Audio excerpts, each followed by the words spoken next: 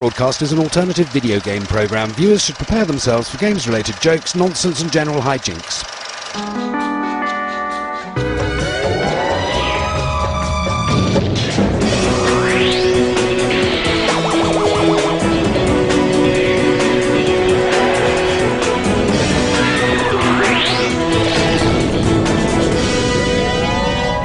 From the alternative world of video games today, Japanese mobiles make ours look sad. Ratchet and Clank face up to Jak and Daxter. We look at the Zelda phenomenon and more action from Group A of our football championship.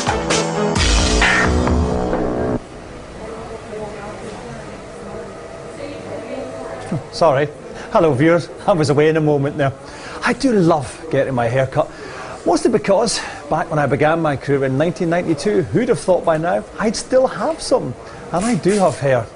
Technically these days it's imported from Afghanistan and woven by highly trained seamstresses, but hey! And I'll tell you what, just because I'm getting my hair cut doesn't mean I'll shirk on your letters. Here's one from Derek Lynch in London. Dear When Games Attack, I know that people write to you asking you questions about video games and stuff, and that's just wonderful. But every time I watch the show I keep wondering, what is that aftershave you wear? I find the heady, almost musky smell of it quite intoxicating. Well, I'm glad you asked, Derek, because the smell of presenters is something that's often hideously overlooked, and I've worked with Michael Fish. It's actually Gucci pour homme, which is Italian and French for nice stinky man. Okay, for the top fives this week, we're going to stop beating around the bush and have the top 5 most pathetic games ever. Enjoy.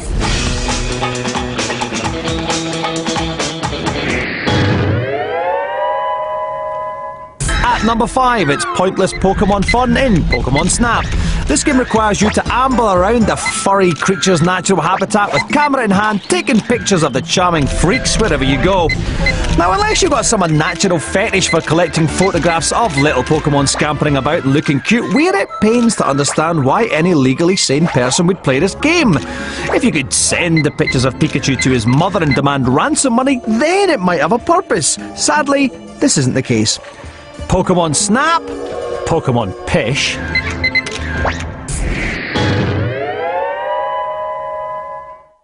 At number 4 we have the SimCity series. You see, that's the great thing about video games. They let you be anyone you like. A faster-than-light space hero, a vampire warrior, a blood-and-guts soldier, or an urban planner. Yes, with SimCity you too can enjoy the highlights of environmental waste disposal, sewage filtration and road traffic management. With gameplay that involves the pros and cons of residential growth in brownfield areas, it's hard not to conclude the people who play SimCity are either hardcore geography students or those who genuinely see a bright and fulfilling future in local planning. The second and third lamest game concepts of all time will appear later in the show. I'm very lucky when it comes to hairdressers because I have the lovely Martine. Other people aren't so fortunate and conversation can be difficult. Here's a tip, the next time one of them asks you, are you going away anywhere this year? Just reply with one word, prison. You'll get the quickest haircut of your life. Some more top facts revealed in today's Behind the Game.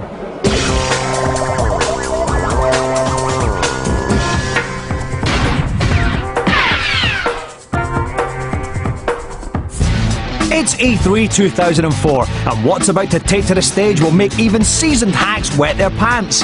Is it a strategy for world peace? A cure for cancer? No, it's a Japanese bloke waving a plastic sword. I'm Shigeru Miyamoto, the game designer of Super Mario Bros. Sequel and The Legend of Zelda. Since its incarnation back in 1987, the Legend of Zelda series has sold out more often than Ben Elton. Spanning 12 titles, this game has moved from a slightly staid world of 2D to the awesome swankiness of 3D and undergone many graphical facelifts. We started making the first Zelda at the same time as Super Mario. I wanted to create a game in which the player needs to think a lot as he or she plays and uses their brain to solve the mysteries. Whereas all the games before were quite simple and it was easy to know what happens next.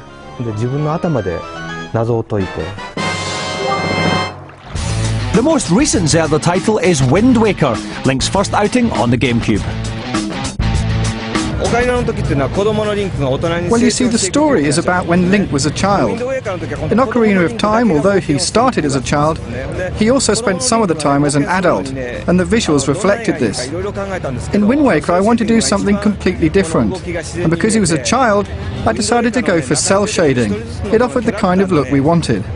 I know it was quite controversial at the time, but I think when gamers started to play it, they could appreciate it was the right move for us to make. It's very easy when you're making a sequel to a game just to repeat yourself, but in the Zelda team we always try to do things a little bit differently, to push the brand just that little bit further. I think we've succeeded with Wind Waker.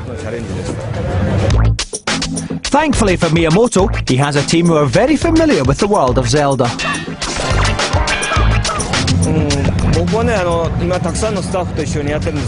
Since the very first Zelda, I've been working with the same staff. No one has ever quit. The numbers have increased each time, but no one wants to leave. They've become so good, I haven't yet needed to do any work on our latest Zelda game in production. Shots of the next Zelda title in development show a more adult game with some truly astonishing visuals, featuring a more grown-up Link possibly searching for the lost jazz mag of Hyrule.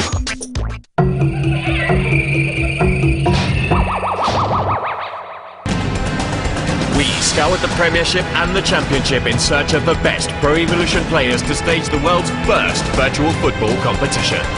8 pros had to compete through group rounds and knockout stages until one of them has earned the right to be crowned the When Games Attack Football Champion. After one drawn match, Lee Sharp and Scott Fitzgerald are at the top of the table with Alexis Nicholas and Darren Curry still to play. It's match 2 of our dynamic football challenge. It's a teammate situation, actually. This week we've got Darren Curry and Alexis Nicholas, both from Brighton and Hove Albion. I'm going to talk to Darren first of all. Actually, nice little Lamal kind of haircut that you've got there. I like that. If only I had that same amount of follicles. So yeah, teammate situation. What's the kind of whole big team bath set up like at Brighton, is it? That's all right. You have a lot of fun? Yeah, good fun. Excellent. And of course, your natural game is, you do like to score a lot of goals. You're a bit of a dab hand at the free kicks. Are we going to see some special stuff from you like that? I certainly hope to get one over on Alexis. Yeah. All right, Alexis. You're the younger of the two guys here. I can't really think of any 80s pop stars that you look like. One might come to me a bit later on. Do you feel that as Darren, as the kind of senior player, then you have to give him a little bit of a chance here? Yeah, I've heard he's not too good in the game, so I'm looking forward to playing him. Well, but you've got an advantage, you see, I think, because Darren's gone to Spain, and okay, you got Raúl there, but you've gone as France, that are just possibly statistically the greatest football team ever put in a football game ever. Well, worked to my advantage then. So. Yeah.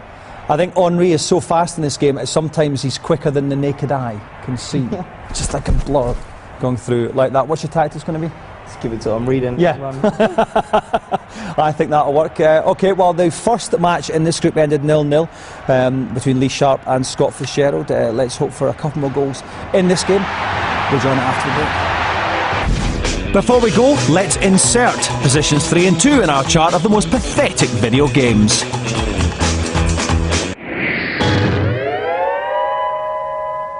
Bursting out at number 3, it's a new low for humanity, Sam Fox Strip Poker on the ZX Spectrum. 8-bit man had the same primal urges as you and I, but lacked the technological innovations of today to satisfy them. Instead, he had to make do with what he had, and he had only this.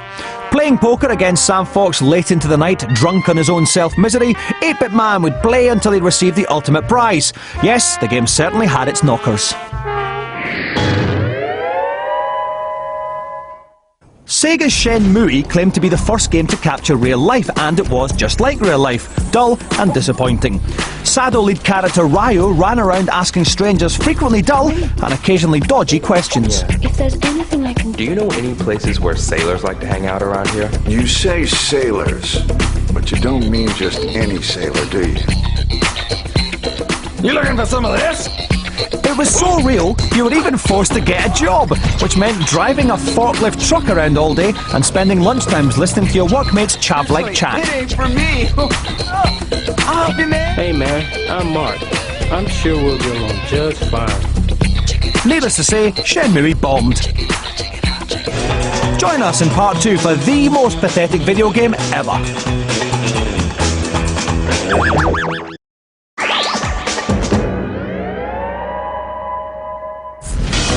Coming up in the alternative video game show, Caroline lusts after mobile phones, Ratchet and Clank go up against Jack, and the most pathetic video game in the world. But first, let's join Stevie Morgan in the commentary box for the football challenge, Alexis Nicolas' France against Darren Curry's Spain. Thanks, Dominic. The two fellas there gearing themselves up for what promises to be a monumental clash, and it's Spain who get us underway, playing in the traditional red shirts, and that hoof was no trouble for Barthez. But now the French are on the attack, and it's Henry, untroubled, and he scores! It's 1-0 France, and he celebrates with typical Gallic arrogance. Don't look so smug yourself, Alexis. You've got a girl's name. But 1-0 to France. I know I'm meant to be objective, but I hate the French, and my brother owns a pub in Spain. Oh, it's 2-0! And Darren Curry, distraught. It's Henry again. Look at that, falling down like a drunk. Hasn't he got any other goal celebrations? Spain have got it all to do here. And look at that! It's going in! It's going in! Oh, no! I don't believe it! Come on, Curry! I've got a tenner riding on the outcome of this match. At half-time, it's 2-0 to the French. And it's the French who get the second half underway. And look at it, it's Henry again! Come on! Just hack him down! And that was pitiful. And Curry knows, maybe the French are starting to wobble. But he still can't work his way through that packed French defence. Oh, he's hit the crossbar! And Barthez with a short kick out. It goes straight to Raoul! And that is not a goal! That was art! Hang that in your gallery and call it 2-1. Beautiful stuff there. Raoul punished the French. He hurt them. And now, are we going to see Spain make an almighty comeback? No, we're not. Oh, no. And just look at them. Alexis, very smug there in victory. It was too little, too late from the Spanish. And it ends 2-1 to the French. Well, a quality display from you there, Alexis, as France. Sloppy defending at the end, though, to let in that goal. Yeah, I think I got a bit carried away and I was going for the spectacular, so it's a bit disappointed with defence. I have to say that what that showed me as a Pro Evo player myself, flawless technique in those two goals by Henry. You know what you're doing with this game. Just use my tactics, get it to Henry and let him do his stuff. So. Darren, you pulled one back at the end there. So there's, with 2 games to play in this opening round, there's still hope for you. Yeah, hopefully I'll do better in the next game. Obviously, France are the favourites now, and Henry done very well against my defence. But Raoul scored towards the end. Hopefully, I can score more in the next game. You can build on that. Well, if we look at the table then, Alexis shoots to the top with 3 points. We've still got Sharpie and Scott Fitzgerald there on 1 point after their draw. Darren nuzzling gently at the bottom there, but the next match is going to be Darren against Sharpie. It can all change. Join us next time.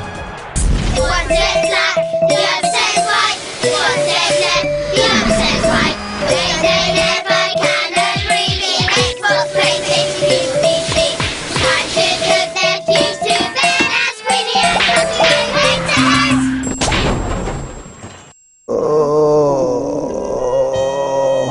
Oh, Cuddly and Queenie, that is the last time I go out drinking with you two. I thought we were safe because we were at the Bally. Oh, anyway, hi viewers, welcome to another hit. Oh, Cuddly! Oh, pepperoni pizza. Hey, go and get your boxes. So anyway, today we are focusing on platform games. Cuddly has got Jack 2, Queenie's going for Ratchet and Clank 2. Round 1. Graphics. Ratchet & Clank 2 is a graphical tour de force. Every world seems alive with detail and imagination. from the marshland to the space station. Never once did the visuals disappoint. Jak 2 Renegade pushes the PS2 to its limits. Haven City seems so real and spectacular, you would be forgiven for thinking it's designed by real engineers and architects. Just taking in the scenery from a hovercar is a pleasure. But which game do you think is the most stunning?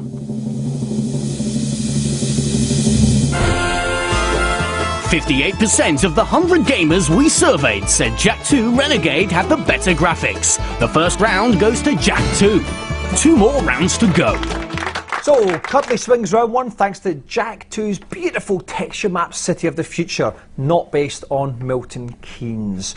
Round 2. Gameplay. There is one real reason why fans love to play Ratchet & Clank 2. The weapons. Weapons like the mini nuke, the pulse rifle, the fantastic decoy glove are hilarious to use, and the variety on offer is truly impressive. On the other hand, Jak's acrobatic moves and fighting power are very effective. Ultra-responsive controls let you swing through the air with ease and make light work of a crowd of enemies with a succession of deadly moves. But which game do you prefer playing? 60% of our survey said Ratchet & Clank 2 had better gameplay. Ratchet & Clank pulls even in round 2. One more round to go.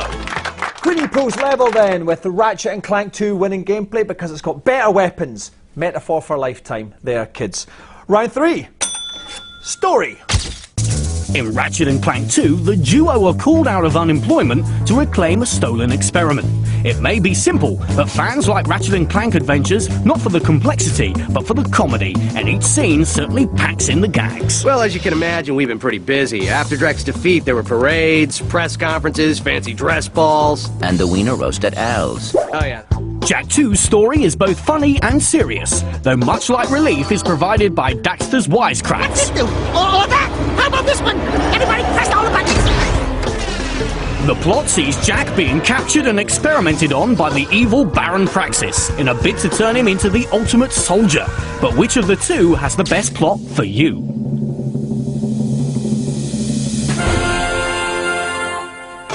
.67% of you thought Ratchet & Clank 2's story was best.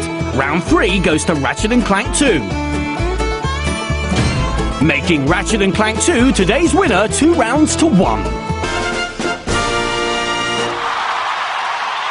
So, Ratchet & Clank 2's fantastic storyline means that Queenie wins today's head-to-head. Cuddly gets the forfeit. What do you think it could be? Oh, something at the end of this big rope. What could be on top of that? A bucket? Full of sewage? We wouldn't do that to you. Whoops! Join us next time for another head-to-head. Time now to reveal our #1 example of the most pathetic games ever, but first a recap of those that didn't make the top spot. At number 5, mindlessly snap Pokemon in Pokemon Snap. At 4, enjoy the finer points of urban planning in SimCity. At number 3, low-life perving in Sam Fox Strip Poker. At 2, life's a bore in Shenmue. But the #1 example of the most pointless, pathetic game is Super Noah's Ark 3D. This pitiful title was surely the worst game ever released on the Super Nintendo. You play Old Testament bloke Noah with the task of rounding up all the animals wandering around the Ark. Ironically, this attempt to instill Christian values in young gamers was built using the Wolfenstein 3D engine, one of the most violent games of its time. It's safe to say that the only kids unfortunate enough to play it were those whose bonkers fundamentalist parents forced them to. A quickly hushed up incident in the early 90s involving myself, an attempt to get into the Guinness Book of Records, and a hot air balloon shaped like a hemorrhoid means I'm now banned from Japanese airspace. Luckily, Caroline Flagg isn't. She reports from that wonderful land now.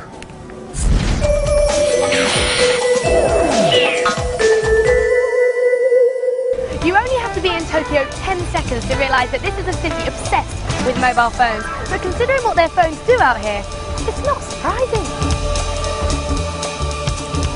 I picked out 5 of the best and most unusual phones on the market to see if they were ahead of the game or just plain bonkers. Don't worry about that nonsense, that's always going on in Japan. Now on this phone here, I've got a little navigation system, which means I can get to anywhere I want when I'm standing in the middle of the city. All I've got to do is type it in, it actually takes me there. Now there's a very popular meeting point where there's a dog called Hachiko. I'm in the middle of Shibuya and I'm going to type it into here and see if I can get there. Come with me. GPS phones cost about £100 and are particularly handy in a city as huge and sprawling as Tokyo. The phone also has a compass system, meaning the map turns when you do. As well as allowing you to find your way around, GPS technology also allows you to receive information about your specific location. Meaning you can find the latest weather reports, transport information and promotions for local stores. Well, I've taken a bit of a detour because I wanted to show you this. Feeling a bit parched, are ya? Well, look at this. Specially converted vending machines now allow you to buy stuff using your phone. Just jump on the maker's website, download a barcode, and then hold your phone up to the infrared scanner. It's great for people like me and the Queen who prefer not to carry cash. Check that out. They charge it to my mobile phone. Wake up, world! You've got to learn from that one.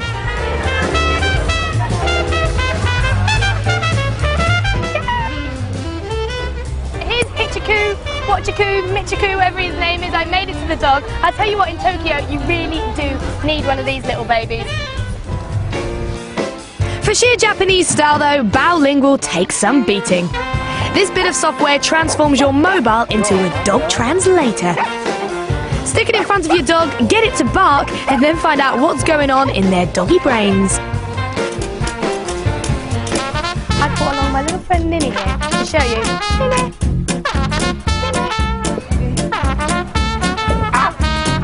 No matter how much prompting Ninny took from the production team, it seemed he was the silent type.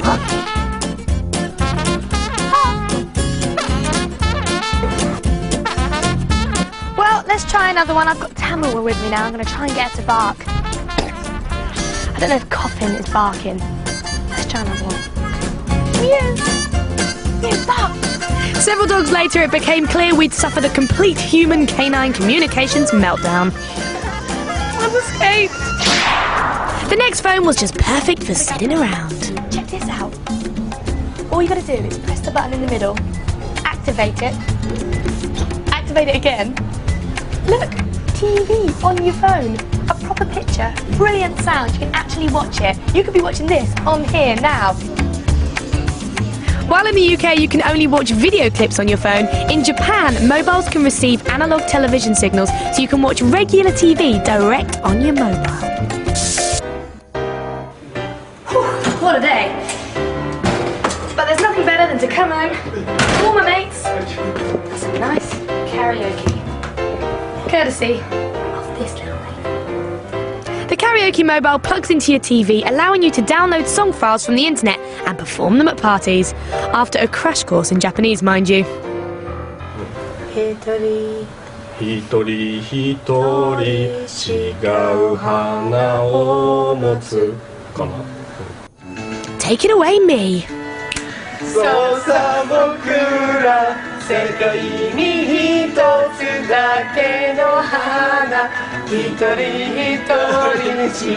Yep, I love Japan. I love the food, I love the people, and I love their all singing, all dancing mobiles.